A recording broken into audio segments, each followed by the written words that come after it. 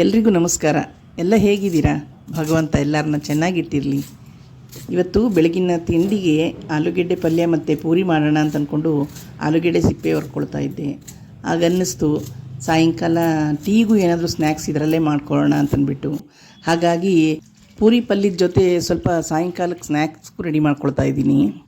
ಹಾಗಂತ ಪ್ರತಿದಿನ ಸಂಜೆ ನಾನು ಟೀಗೆ ಸ್ನ್ಯಾಕ್ಸ್ ಮಾಡ್ಕೊಳ್ತೀನಿ ಅಂತ ಅಲ್ಲ, ಹೀಗೆ ಯಾವತ್ತಾದರೂ ಒಂದೊಂದು ದಿನ ಮಾಡ್ಕೊಳ್ಳೋಣ ಏನಾದರೂ ಅಂತನ್ನ ಅಂದಾಗ ಹೀಗೆ ಬೆಳಗ್ಗೆ ಏನಾದರೂ ಮಾಡ್ಕೊಳ್ಳುವಾಗ ಸಾಯಂಕಾಲಕ್ಕೂ ಏನಾದರೂ ಮಾಡ್ಕೋಬೋದಾ ಅಂತ ಅಂದ್ಕೊಳ್ಳೋದು, ಪುನಃ ಸಂಜೆ ಮಾಡುವಾಗ ಬೆಳಿಗ್ಗೆಗೂ ಆಗೋ ಹಾಗೆ ಏನಾದರೂ ಮಾಡ್ಬೋದಾ ಅಂತ ಹೀಗೆ ಯೋಚನೆಗಳು ಬರ್ತಾವಲ್ಲ, ಅಂಥ ದಿನಕ್ಕೆ ಏನಾದರೂ ಮಾಡ್ಕೊಳ್ತೀನಿ ಅಷ್ಟೇ. ಎಲ್ಲ ಕೆಲಸನೂ ಒಂದೇ ಸಲ ಆಗೋಗುತ್ತೆ, ಸಮಯ ಉಳಿತಾಯ ಆಗುತ್ತೆ ಅಂತನೋ ಒಂದು ಯೋಚನೆ ಅಷ್ಟೇ. ಮಧ್ಯಾಹ್ನದ ಊಟಕ್ಕೆ ಹೆಸರುಕಾಳು ಸಾಂಬಾರು ಮಾಡೋಣ ಅಂತ ಹೆಸರುಕಾಳು ಬೇಯೋಕ್ಕಾಗಿ ಇಟ್ಟಿದ್ದೀನಿ. ಅದರಲ್ಲೇ ಈಗ ಆಲೂಗೆಡ್ಡೆನೂ ಒಂದು ಕಡೆ ಇಟ್ಟು ಬೇಯಿಸ್ಕೊಂಡು ಬಿಡ್ತೀನಿ. ಅಲ್ಲಿಗೆ ಎರಡು ಒಂದೇ ಸಲ ಆಗುತ್ತೆ.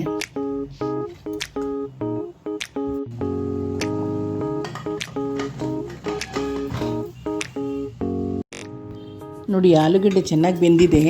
ಪೂರಿ ಪಲ್ಯಕ್ಕೆ ಅಂತ ಅದನ್ನು ಬೇರೆ ತೆಗೆದಿಟ್ಟೆ. ಇದನ್ನು ಸಂಜೆ ಸ್ನ್ಯಾಕ್ಸ್ಗೆ ಅಂತ ರೆಡಿ ಮಾಡ್ಕೊಳ್ತಾ ಇದ್ದೀನಿ. ಸ್ವಲ್ಪ ದೊಡ್ಡ ಸೈಜಿಂದು 3 ಆಲೂಗೆಡ್ಡೆ ಬೇಯಿಸ್ಕೊಂಡಿದ್ದೆ. ಅದರಲ್ಲಿ 1.5 ಆಲೂಗೆಡ್ಡೆ ಪೂರಿ ಪಲ್ಯಕ್ಕಿಟ್ಟೆ ಮತ್ತು 1.5 ಆಲೂಗೆಡ್ಡೆ ಬೇಯಿಸಿರೋದನ್ನ ಈಗ ಸ್ನ್ಯಾಕ್ಸ್ಗೆ ಅಂತ ರೆಡಿ ಮಾಡ್ಕೊಳ್ತಾ ಇದ್ದೀನಿ. ಇದಕ್ಕೆ ಒಂದು ದಪ್ಪ ಈರುಳ್ಳಿ ಆದರೆ ಒಂದು ಈರುಳ್ಳಿ ಹಾಕಿ ಸಣ್ಣಕ್ಕೆ ಹೆಚ್ಕೊಂಡಿರಬೇಕು. ಮತ್ತು ಕೊತ್ತಂಬರಿ ಸೊಪ್ಪು, ಮತ್ತು ನಾನು ಒಂದು ಸ್ವಲ್ಪ ನುಗ್ಗೆ ಸೊಪ್ಪು ಹಾಕ್ತೀನಿ. ಒಂದು ಅರ್ಧ ಸ್ಪೂನ್ನಷ್ಟು ಚಿಲ್ಲಿ ಪೌಡರ್ ಹಾಕ್ಕೊಂಡಿದ್ದೀನಿ. ನಿಮಗೆ ಖಾರಕ್ಕೆ ಎಷ್ಟು ಬೇಕೋ ಅಷ್ಟು ನೀವು ಹಾಕ್ಕೊಳ್ಳಿ. ಮತ್ತು ಇದು ಗರಂ ಮಸಾಲೆ ಒಂದು ಅರ್ಧ ಚಮಚದಷ್ಟು ಗರಂ ಮಸಾಲೆ ಹಾಕ್ಕೊಂಡಿದ್ದೀನಿ. ಅರ್ಧ ಸ್ಪೂನ್ನಷ್ಟು ಅರಿಶಿಣದ ಪುಡಿ ಹಾಕ್ಕೊಳ್ತೀನಿ. ಮತ್ತು ಇದಾದಮೇಲೆ ಸ್ವಲ್ಪ ಚಾಟ್ ಮಸಾಲ ಹಾಕ್ಕೊಳ್ಬೇಕು. ಅದು ಒಂದು ಸ್ಪೂನ್ ಹಾಕ್ಕೊಂಡ್ರೂ ಪರವಾಗಿಲ್ಲ, ಟೇಸ್ಟ್ ಬರುತ್ತೆ ಚೆನ್ನಾಗಿ. ರುಚಿಗೆ ತಕ್ಕಷ್ಟು ಉಪ್ಪು ಹಾಕ್ಕೊತಾ ಇದ್ದೀನಿ. ಇದು ಉಪ್ಪು ಹಾಕ್ಕೊಂಡಾದ್ಮೇಲೆ ಇನ್ನೂ ಕಲಸಿ ಇಡಬೇಕು, ಏಕೆಂದರೆ ಸಾಯಂಕಾಲಕ್ಕಲ್ವ, ಅದಕ್ಕೆ ಕಲಸಿ ಫ್ರಿಡ್ಜಲ್ಲಿ ಇಡಬೇಕು. ಅದನ್ನು ಈ ಉಪ್ಪು ಖಾರ ಮಸಾಲೆ ಎಲ್ಲ ಚೆನ್ನಾಗಿ ಹೊಂದ್ಕೋಬೇಕು, ಆ ರೀತಿ ಚೆನ್ನಾಗಿ ಕಲಿಸ್ಕೋಬೇಕು ಅದನ್ನು. ನೋಡಿ, ಕ್ಯಾರೆಟು ಸಣ್ಣಗೆ ತುರಿದಿಟ್ಕೊಂಡಿದ್ದೀನಿ. ಇವಾಗ ಅದನ್ನು ಹಾಕ್ತೀನಿ. ಇದು ಹಾಕಿದ್ರೆ ಇನ್ನೊಂದು ಸ್ವಲ್ಪ ಟೇಸ್ಟ್ ಜಾಸ್ತಿ ಆಗುತ್ತೆ.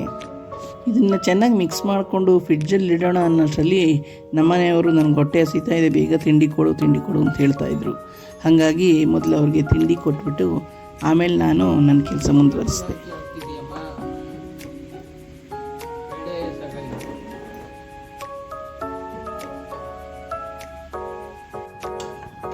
ಈಗ ಕಲಸಿಟ್ಕೊಂಡಿದ್ನಲ್ಲ ಈ ಹೂರಣ ಎಲ್ಲ ತೆಗೆದು ನಾನು ಒಂದು ಡಬ್ಬಿಗೆ ಹಾಕಿ ಫ್ರಿಡ್ಜ್ನಲ್ಲಿ ಇಡ್ತಾಯಿದ್ದೀನಿ. ಇನ್ನು ಸಾಯಂಕಾಲ ಅದಕ್ಕೆ ಬ್ರೆಡ್ಡು ಮತ್ತು ಚೀಸ್ ಹಾಕಿ ಕಟ್ಲೆಟ್ ಆದರೂ ಮಾಡ್ಕೋಬೋದು, ಅಥವಾ ಚೀಸ್ ಬಾಲ್ಸ್ ಥರ ಆಗುತ್ತೆ, ರೌಂಡ್ಗೆ ಬೋಂಡ ಥರ ಮಾಡಿ ಅದನ್ನಾದರೂ ಹಾಗಾದರೂ ಮಾಡ್ಕೋಬೋದು. ನೋಡೋಣ, ಸಾಯಂಕಾಲ ಏನೋ ಒಂದು ಮಾಡೋದಾಗುತ್ತೆ ಅಂತಂದ್ಬಿಟ್ಟು ತೆಗೆದು ಫ್ರಿಡ್ಜಲ್ಲಿಟ್ಟೆ. ಪಕ್ಷಿಗಳಿಗೆ ಇನ್ನೂ ಫುಡ್ಡೇನೂ ಇಟ್ಟಿರಲಿಲ್ಲ ನಾನು. ಇವತ್ತು ವೀಡಿಯೋ ಮಾಡೋ ಇದರಲ್ಲಿ ಪಕ್ಷಿಗಳಿಗೆ ಪಾಪ ಏನೂ ಇಡಲೇ ಇಲ್ಲ, ಲೇಟಾಗಿ ಹೋಗಿದೆ. ಸ್ವಲ್ಪ ಬಿಸಿಲಾಯಿತು ಅಂತಂದರೂ ಅವ್ರುಗಳು ಬರಲ್ಲ, ಎಲ್ಲಾದರೂ ಮರದ ನೆರಳಲ್ಲಿ ಹೋಗಿ ಮರಗಳಲ್ಲಿ ಸೇರ್ಕೊಂಡ್ಬಿಡ್ತವೆ. ಇನ್ನೇನಿದ್ರು ಸಾಯಂಕಾಲನೇ ಬರುವುದು ಅವು. ಬೆಳಿಗ್ಗೆ ಮಸಾಲೆ ತೆಗೆದಿಟ್ಟಿದ್ನಲ್ಲ ಫ್ರಿಡ್ಜಲ್ಲಿ, ಅದನ್ನು ತಗೊಂಡಿದ್ದೀನಿ. ಮತ್ತು ಈಗ ಬ್ರೆಡ್ ಪೀಸ್ ತಗೊಂಡಿದ್ದೀನಿ. ಅದನ್ನು ನಿಧಾನವಾಗಿ ಮೆಲ್ಲಗೆ ಲಟ್ಟಿಸ್ಕೊಳ್ಳೋಣ. ಅದು ಬಿಟ್ಟೋಗದೆ ಇರೋ ಹಾಗೆ ನಿಧಾನವಾಗಿ ಲಟ್ಟಿಸ್ಕೋಬೇಕು.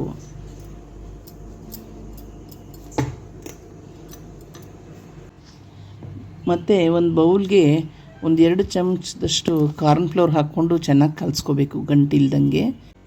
ಇದು ಮೇಲೆ ಕೋಟಿಂಗ್ ಮಾಡೋಕ್ಕೆ ಬೇಕಾಗುತ್ತೆ, ಹಾಗಾಗಿ ಜಾಸ್ತಿ ನೀರು ಹಾಕಬಾರ್ದು. ಒಂದು ಸ್ವಲ್ಪ ನೀರು ಹಾಕಿಬಿಟ್ಟು 1-2 ಚಮಚದಷ್ಟು ನೀರು ಹಾಕಿದ್ರೆ ಸಾಕು. ಹಾಕ್ಬಿಟ್ಟು ಎಷ್ಟು ಗಟ್ಟಿ ಬರುತ್ತೆ ನೋಡಿ, ಹಾಗೆ ಕಲಿಸ್ಕೋಬೇಕು. ಹೀಗೆ ಈಗ ಬ್ರೆಡ್ ಮೇಲೆ ಆಲೂಗೆಡ್ಡೆ ಮಿಕ್ಸರ್ ಇರುತ್ತಲ್ಲ, ಅದನ್ನೆಲ್ಲ ಬ್ರೆಡ್ ಮೇಲೆ ಹರಡ್ಕೋಬೇಕು.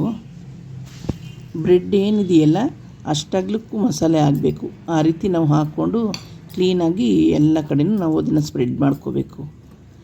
ಹೀಗೆ ಸ್ಪ್ರೆಡ್ ಮಾಡಿಕೊಂಡು ಅದ್ರ ಮೇಲೆ ಒಂದು ಚೀಸ್ ಹಾಳೆ ಇಡಬೇಕು. ಚೀಸ್ ಹಾಳೆ ಇದ್ದರೂ ಸರಿ, ಅಥವಾ ಒಂದು ಚೀಸ್ ಪುಡಿ ಬರುತ್ತಲ್ಲ ಅದಿದ್ದರೂ ಸರಿ, ಯಾವುದಿದ್ರೂ ಪರವಾಗಿಲ್ಲ. ಚೀಸ್ ಇದ್ದರೆ ಅದನ್ನು ಹಾಕಿದ್ರೆ ತುಂಬ ಚೆನ್ನಾಗಾಗುತ್ತೆ, ಒಳ್ಳೆ ಪಿಜ್ಜಾ ಥರ. ಅಥವಾ ಚೀಸ್ ಇಲ್ಲ ಒಂದು ವೇಳೆ ಅಂತ ಅನ್ನೋದಾದರೂ ಪರವಾಗಿಲ್ಲ, ಬರೀ ಹಾಗೇ ಬ್ರೆಡ್ ಇಟ್ಟು ಮಾಡಿದ್ರೂ ಆಗುತ್ತೆ, ಚೆನ್ನಾಗಿರುತ್ತೆ.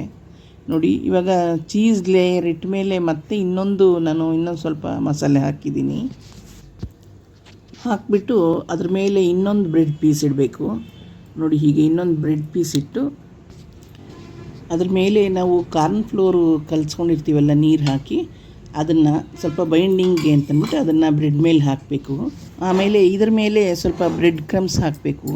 ಅಂದರೆ ಬ್ರೆಡ್ಡನ್ನು ಪುಡಿ ಮಾಡಿ ಇಟ್ಕೊಂಡಿರ್ತೀವಿ, ಅದನ್ನು ಬ್ರೆಡ್ ಪುಡಿ ಇರುತ್ತಲ್ಲ ಅದನ್ನು ಇದ್ರ ಮೇಲೆ ಹೀಗೆ ಹೀಗೆ ನಿಧಾನವಾಗಿ ಅದನ್ನು ಪ್ರೆಸ್ ಮಾಡ್ತಾ ಅದು ಅಂಟ್ಕೊಳ್ಳೋ ಹಾಗೆ.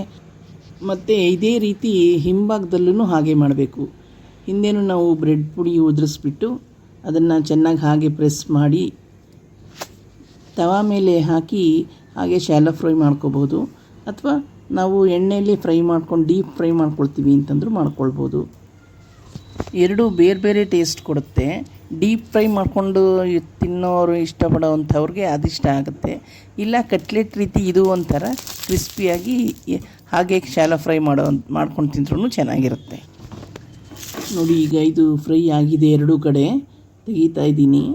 ನೋಡಿ ಕಲ್ಲರೇ ಎಷ್ಟು ಚೆನ್ನಾಗಾಗಿದೆ, ಕ್ರಿಸ್ಪಿಯಾಗಿ ತುಂಬ ಚೆನ್ನಾಗಾಗಿದೆ.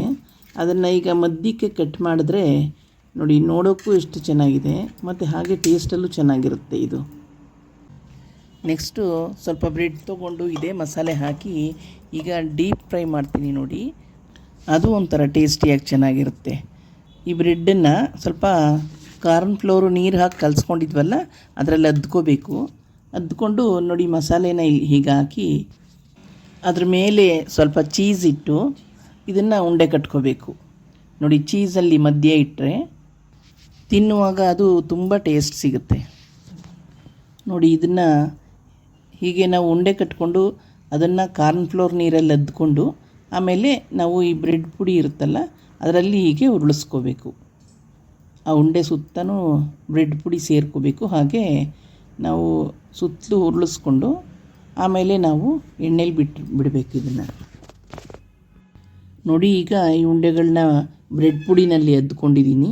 ಈಗ ಇದನ್ನು ನಾವು ಈ ಬಾಣಲಿಲಿ ಎಣ್ಣೆ ಕಾದಿದೆ, ಇದಕ್ಕೆ ಬಿಡೋಣ.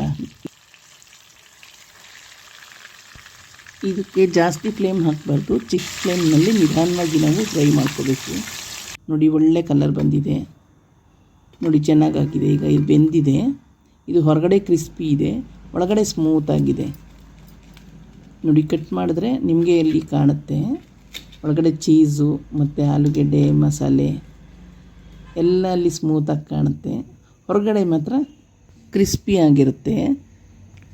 ನೀವೊಂದು ಸಲ ಮಾಡಿ ನೋಡಿ. ಟೀಗೆ ಅಂತಲೇ ಅಲ್ಲ, ಬೆಳಗ್ಗೆ ಬ್ರೇಕ್ಫಾಸ್ಟಿಗೆ ಮಾಡ್ಕೊಳ್ಳೋಕ್ಕೂ ತುಂಬ ಚೆನ್ನಾಗಿರುತ್ತೆ ಇದು.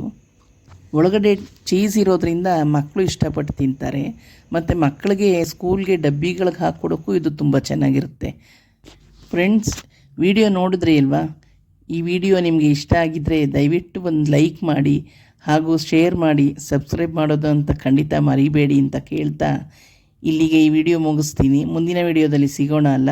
ಎಲ್ರಿಗೂ ಒಳ್ಳೆಯದಾಗಲಿ. ನಮಸ್ಕಾರ.